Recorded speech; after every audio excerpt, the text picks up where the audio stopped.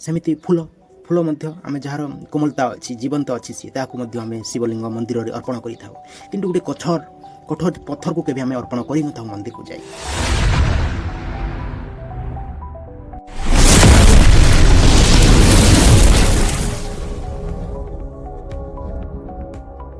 तो ये प्रश्न उठुची काना प्रश्नटी हूँ ये जेन कोमलता और गोटे कठोरता भितर काना डिफरेन्स काना रही क्वेश्चन उठुची काना जे यहाँ कौन सत्य यह सत्य नुहे यह केवल कहवा लोक जेनटा कि आम सामाजिक देखुं से कहते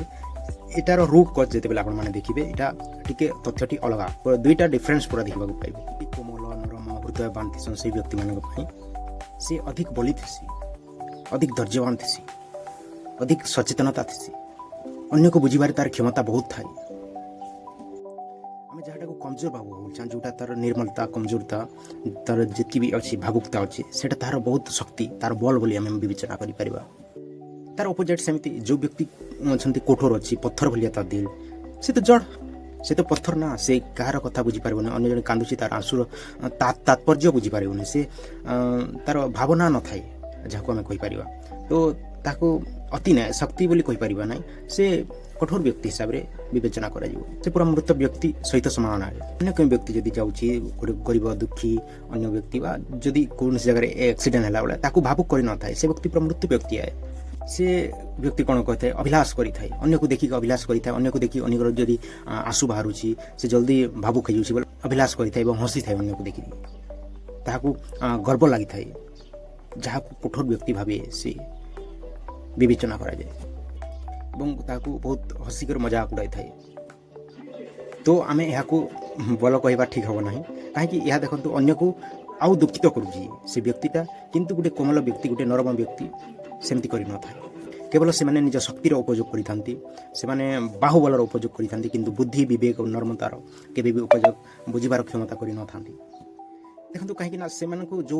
ग्रहण कर जो भावना जो सहनशीलता दरकार जो भावुकता दरकार से पाखे से जिनटा सरी जाती कहीं पूरा से झेली झेली कमजोर हो जाती जमीक आप गोटे उदाहरण जानीपर जोटा कि गोटे झरणा बहुची से धीरे धीरे बहुची कि तलरे गोटे कठोर पत्थर अच्छी जहाँकि बहु अहंकार अच्छी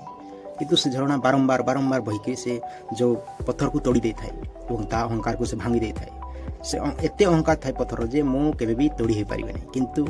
धीरे पानी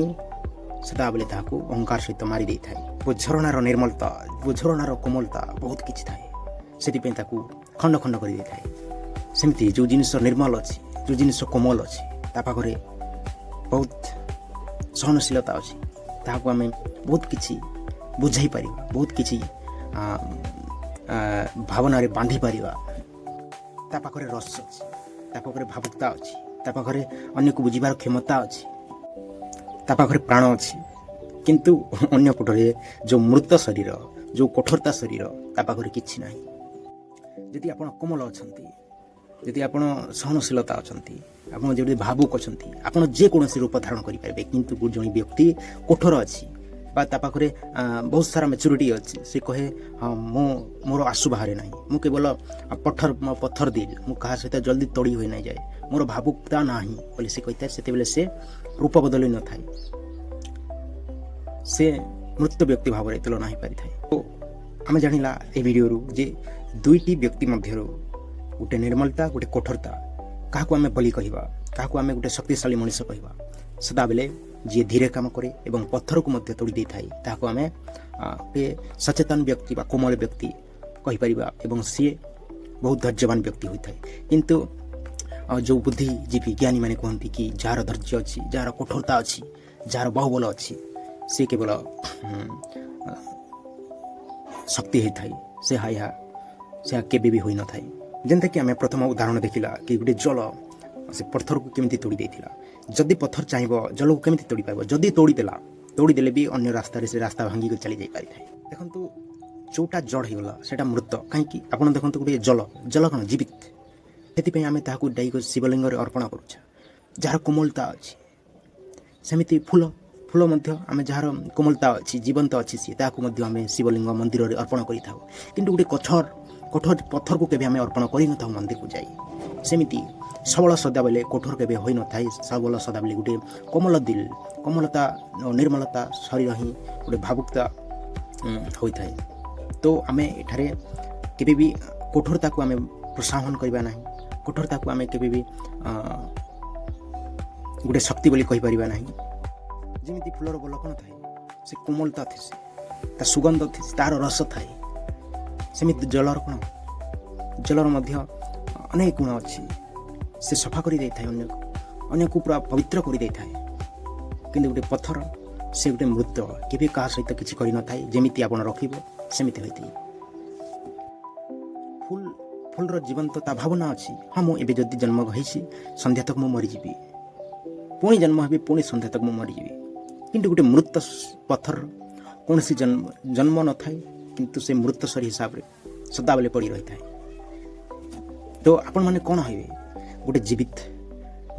जीवित मनीष हेबे गोटे